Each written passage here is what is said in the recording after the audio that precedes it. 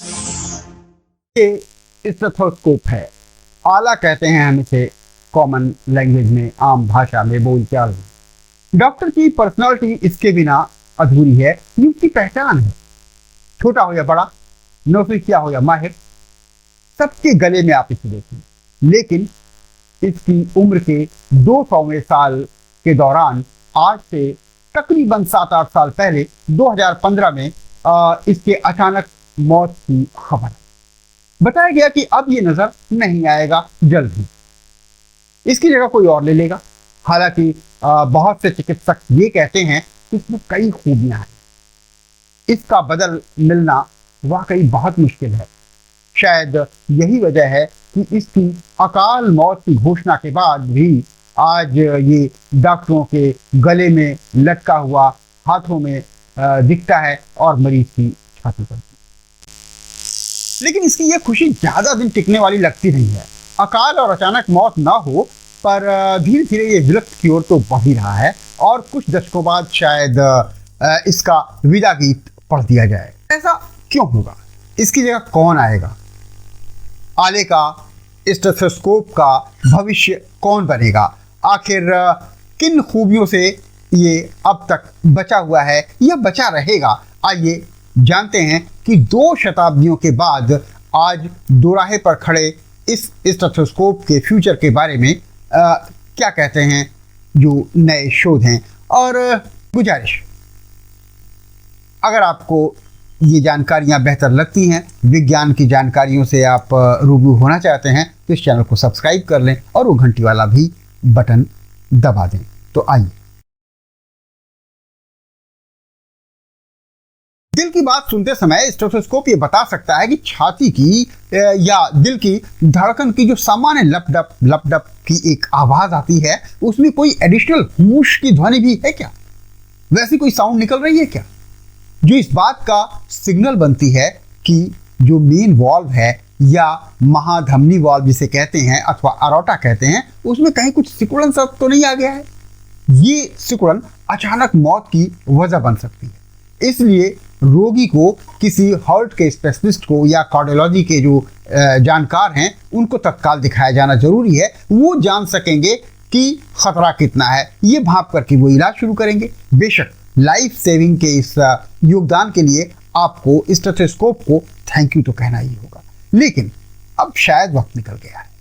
अब तो कुछ डॉक्टरों का, कुछ पढ़ाने वाले प्रोफेसर्स का ये मानना है कि चिकित्सकों को स्टेथोस्कोप की ट्रेनिंग देना समय बर्बाद करना है। इसको तो जाना ही है, इसके पीछे टाइम वेस्ट करने से क्या फायदा। वर्ल्ड हार्ट फाउंडेशन की एक जर्नल है ग्लोबल हार्ट, इसमें एक पब्लिश हुआ है एक आर्टिकल। उसमें कहा गया है कि 200 साल से ज़्यादा समय बीत गया है ये डॉक्टरों की पहचान बने इस आले को या स्टेथोस्कोप को, लेकिन अब इसके जल्द ही गायब होने की आशंका लगातार बढ़ती जा रही है। इस आशंका के पीछे एक नई पोर्टेबल डिवाइस का योगदान है।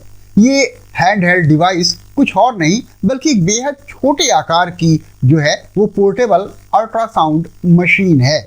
अभी तक आपने जो अल्ट्रासाउंड मशीन देखी वो थोड़ी जटिल हैं, बड़ी हैं, उनको लेकर के आते हैं डॉक्टर्स और अल्ट्रासाउंड करते हैं। कई बार तो बड़ी भारी भरकम मशीनें भी अल्ट्रासाउंड की देखी गई हैं। लेकिन जो नई टेक्नोलॉजी है उसने इस तरह की फेरबदल की है कि इस भारी जो मशीन है उसको हाथ में ला के रख दिया है, बिल्कुल बदल दिया है।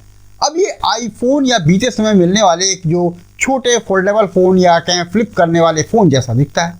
समय के साथ ये और भी हैंडी और सक्षम हो जाएगा, ये बात तो तय है।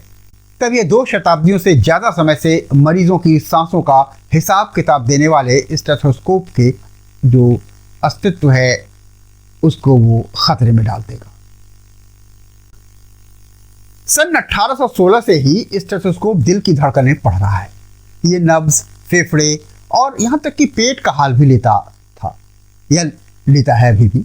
आज जब इसकी खुद की धड़कनें मंद पड़ गई हैं, बंद होने वाली हैं, तो कोई इसका हालचाल लेने वाला नहीं है। सुविधा और सटीकता के लिए इसने कई रूप बदले। पहले ये लंबा सिलिंड्रिकल आता था, इसके बाद ये गले में लटकाने वाला हुआ, फिर इलेक्ट्रॉनिक बना और डिजिटल भी बन गया। वो जो धड़कनों का जो एल्गो है वो डॉक्टर को स्मार्ट सेल या सेल फोन में या स्मार्टफोन में साझा कर सकता था। दिल की हरकत समझने में ये आंकड़े बड़े काम के थे और इसका विश्लेषण करना बहुत सरल था। लेकिन ये विकास जो था उसने इसके लिए खतरे की घंटी बजा दी। ग्लोबल हार्ट जर्नल में प्रकाशित हुए इस स्टडी के लेखक न्यूयॉर्क के माउंट सिटी हॉस्पिटल के फिजिशियन ब्रेट नेल्सन हैं। उनका मानना है कि इसमें कोई दो राय नहीं कि स्टेथोस्कोप ने हम डॉक्टरों का लंबे अरसे तक साथ निभाया है। लेकिन इस नई किस्म की पोर्टेबल अल्ट्रासाउंड मशीन के जरिए हम मरीज के जो है वो हाल को बड़ी बारीकी से और बहुत तेजी के साथ और कहीं ज़्यादा बेहतर तरीके से भांप सकते हैं, समझ सकते हैं। इसमें जो खूबियां हैं वो पुराने ढर्रे के आले में कहाँ। लेकिन वहीं बहुत से डॉक्टरों का कहना है कि स्टेथोस्कोप तब भी काम करता है जब बिजली बंद हो, जब बैटरियां खत्म हो गई हो, कंप्यूटर काम न कर रहा हो या अल्ट्रासाउंड डिवाइस में कोई सर्किट खराब हो गया हो। ये उन सुविधाओं में भी काम करता रहता है जो लेटेस्ट टेक्नोलॉजी के न रहने पर, साथ न देने पर किसी काम की नहीं रह जाती हैं। उन रोगियों के लिए बहुत अच्छा है जो अधिक महंगी जांच का भुगतान करने में सक्षम नहीं है, समर्थ नहीं है। ये वो चिकित्सक भी कई बार जो बहुत गांव में और कस्बों में छोटे चिकित्सक हैं जो किसी कारण इसे बरत नहीं सकते, ये उनके लिए भी एक तरह से महंगी चीज होगी। और ये है भी महंगी, आप बाजार में देखेंगे तो ये बहुत महंगा आइटम है, इसलिए आला ही बेहतर है उनके लिए। सन 1816 में जब रेने लाइनेक ने पहला लकड़ी का स्टेथोस्कोप बनाया था तो उस दौर में मेडिकल क्षेत्र में किसी वरदान से कम नहीं था। इसके बाद स्टेथोस्कोप में कई बदलाव आए और वर्ष 1960 में स्टेथोस्कोप का वह रूप तैयार हुआ जिसे हम आज तक डॉक्टरों के गले में, हाथों में देख रहे हैं। इलेक्ट्रॉनिक या डिजिटल स्टेथोस्कोप भी आया, पर किसी वजह से डॉक्टर इसे बेहतर समझेंगे कि वो प्रचलित नहीं हो पाया उस तरीके से। पुराने जो स्टेथोस्कोप है या आला है उसकी जगह लेने जा रही जो नए तरह की नई किस्म की पोर्टेबल अल्ट्रासाउंड डिवाइस है, वो उसका आकार जो है वो बहुत छोटा है, वो आईफोन जितना बड़ा है और ये मरीज के दिल, गुर्दे और फेफड़े ऐसे कई अंगों का जो है आसानी से अल्ट्रासाउंड निकाल देगी और जांच कर लेगी। और वो काम जो भारी भरकम मशीन किया करती थी वो इस छोटी सी मशीन से हो जाएगा। दुनिया भर में कई मेडिकल डिवाइस कंपनियां इस पोर्टेबल अल्ट्रासाउंड मशीन को या कह लें डिवाइस को, हैंडहेल्ड डिवाइस को बना रही हैं। ये कंपनियां भरोसा दिला रही हैं कि इस डिवाइस को अभी और विकसित करेंगे हम, और सक्षम बनाएंगे हम, और बेहतर बनाएंगे और इसका दाम भी उसी के अनुपात में हम घटा देंगे। इसे चिकित्सकों का फेवरेट बनाने में कोई कसर नहीं उठा रखेंगे, ये बात तो सच है। ऐसे में अस्पताल जाएं और डॉक्टर आपको आईफोन जैसे नजर आने वाले किसी डिवाइस से जांच करे या आपकी, तो हैरान ना हो, ये स्टेथोस्कोप के स्मार्ट वर्जन ही हैं। आप एक बार उस समय आले को जरूर याद कर लें।